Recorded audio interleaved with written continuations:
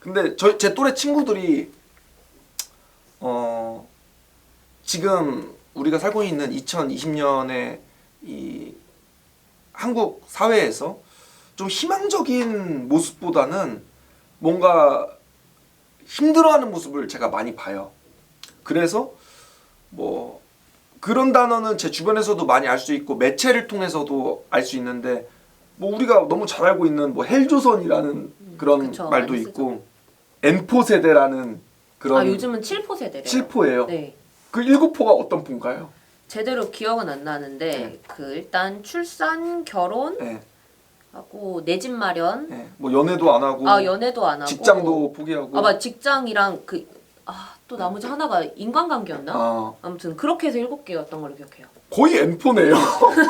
이거 안 하면 다 안 하는 거잖아요. 그렇죠. 네. 그러니까 이런 것들 어떤 이런 단계를 쌓아 올라간다는 게 내가 노력해서 그런 걸 하나씩 획득하고 이런 건데 계단을 하나하나 올라가듯이 우리가 할 수 있는 최선은 뭘까? 내가 할 수 있는 최선은 뭐지? 거기에 대해서 좀 빗대서 비틀어서 표현하는데 도박이라는 게 참 좋은 소재일 거라고 생각을 했어요. 왜냐면 도박이라는 거는 운을 가지고 하는 거고 그거는 막 우리가 도박할 때 마음 막 굉장히 간절하고 내가 기도하면 막 그게 맞을 것 같고 그러지만은 전혀 그렇지 않죠. 사실은 우리들 마음속에는 그런 어떤 기회나 한탕을 노리고 있는 마음이 있지 않나?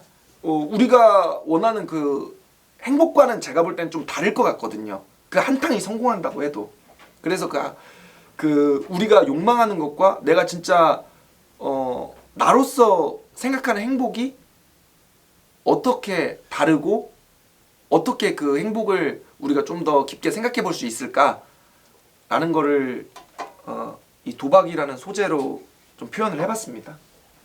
네.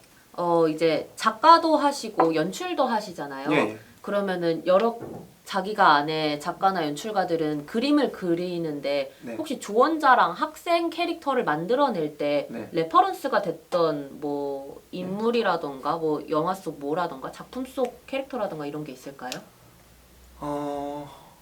사실 이 희곡을 쓰게 된 거는 작년에 제 인생의 스승이신 최진석 교수님과 제가 이야기를 나눌 수 있는 시간이 있었는데 그때 우연히 어떤 이런 비슷한 이야기를 하게 됐어요. 도전과 도박에 대해서 좀 이야기를 나누게 됐는데 그 캐릭터에 대한 레퍼런스는 없었어요. 근데 저는 뭐 물론 캐릭터가 중심이 돼서 이야기를 쓸 때도 있지만 최초에는 그 숙고와 내지름에 대해서 생각을 하다가 도박과 도전의 차이는 뭘까? 요거를 이제 제가 생각하다가 나오게 된 그 글입니다. 관객이 이 작품을 보고 네. 어떤 생각을 하셨으면 좋겠는지. 제목 그대로 여러분 인생에는 무엇이 있는지 생각을 해보셨으면 좋겠어요. 이번 연극이 여러분들 마음을 비추는 거울이 돼서 그런 기능을 해서 여러분들 마음속에서 그 조율을 하는 시간을 좀 가지셨으면 좋겠습니다. 그럼 이 공연이 어쨌든 관객한테 한번 선 보여졌었는데 극장에서 예. 그때 바로 지난주에 우리 공연했잖아요. 네, 예. 그 공연 때마다 항상 그 두 번째, 세 번째 줄 중앙에 앉으셔서 보셨잖아요. 네네. 그때 혹시 관객 반응이 내가 예상했던 거, 이렇게 반응을 한다고 했던 것들이 있나요? 나의 예상 밖의 그 관객 반응들? 저희가 지난주에 초연을 했는데 2회 공연을 했잖아요. 하루에. 배우들이 너무 수고를 했는데 사실 제 예상보다 더 재밌어 하시더라고요. 근데 저희는 별로 재밌으라고 하는 게 아닌데 그래서 좀 감사했고 신기했어요. 요렇게 제가 표현할 수 있을 것 같습니다. 예. 연극하는 사람들이 힘들어요. 뭐 안 그러신 분들도 있겠지만은 대부분이 제가 알기에는 경제적으로 그 경제적 여건이 좋지 못하세요. 저도 마찬가지고. 근데 저도 과거에 일반적으로 극장에서 공연을 하기도 했고 제 극장을 소유하고 있기도 했는데 사실 이 지출이 만만치 않거든요. 근데 그 지출에 비해서 수입이 저희가 아무리 좋아서 하고 이게 뭐 관객분들에게 좋은 기능을 한다고는 하지만 방금도 말씀드린 대로 연극에서도 그 돈이라는 소재가 매우 중요하잖아요. 근데 제가 그 중요한 소재를 생각한 이유도 우리 삶과 떼어낼 수 없으니까. 근데 연극하는 사람들이라고 돈 필요 없는 거 아니고 저희도 다 밥 먹고 살아야 되거든요. 그렇죠. 극장 대관료 어마어마해요. 어마어마해요. 저희가 그거를 감당하면서 공연을 할 수 있는 그 공연팀도 있지만 사실 안 그런 팀이 제가 볼 때는 훨씬 더 많아요. 그래서 새로운 공연이 필요하겠다라는 생각을 했습니다. 새로운 형식의 공연.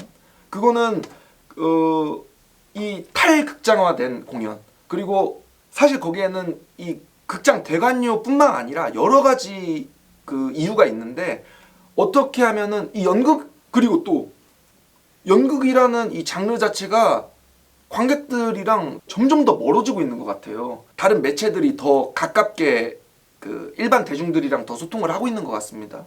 근데 연극은 어쨌든 현장성이잖아요. 그러다 보니까 요새는 막 세상이 날로 편리해지는데 연극이라는 그 장르를 경험하기가 더 편리한 것이 안 나왔으면 모르겠는데 다른 많은 편리한 것들이 있다 보니까 이제는 오히려 불편하게 느껴지는 것 같아요.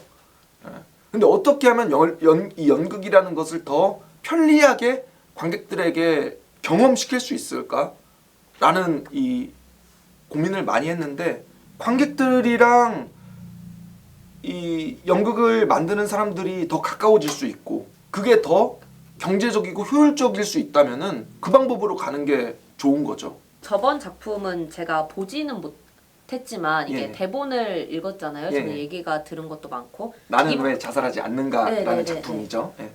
저번 작품도 그렇고 이번 작품도 그렇고 작품마다 즉흥을 넣는 이유가 있을까요? 네, 그거는 이번 시즌뿐만이 아니라 저희 그 극단 아트파티 비창에서 시그니처로 활용하는 아주 중요한 무기입니다. 그거 방금도 말씀드렸지만은 연극이 살아남을 수 있는 길을 제가 생각하다 보니까 즉흥 연기란 요소가 가미됐습니다. 그거는 관객들과 더 어떻게 하면 소통을 잘할까?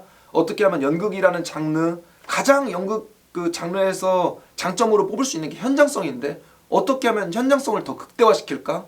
뭐 이런 고민들 그리고 배우의 연기력을 어떻게 하면 더 극단으로 표현할 수 있을까? 이런 거에서 그 즉흥 연기라는 방법이 현재로서 제가 알고 있는 방법 중에는 가장 맞는 방법이라고 생각을 해서 앞으로도 그 즉흥 연기하는 비중의 연극들을 더 많이 만들 생각입니다. 좌유람 배우님 그 이번 15일부터 공연에 들어가는데 관객분들에게 뭐 한 말씀 드리고 싶은 말씀 있으시면은 한 말씀 해주시죠. 이게 관객 참여형 연극이다 보니까 서로 작품을 만들어간다는 생각으로 이게 저희 나쁜 사람 아니에요. 같이 즐겨주셨으면은 예. 너무 좋겠습니다. 저의 간절한 소망입니다. 같이 예. 즐겨주시는 거. 그리고 좌유람 배우께서 말하신 대로 나쁜 사람들 아니기 때문에 같이 즐겁게 연극을 체험했으면 좋겠습니다. 네, 감사합니다. 네, 감사합니다.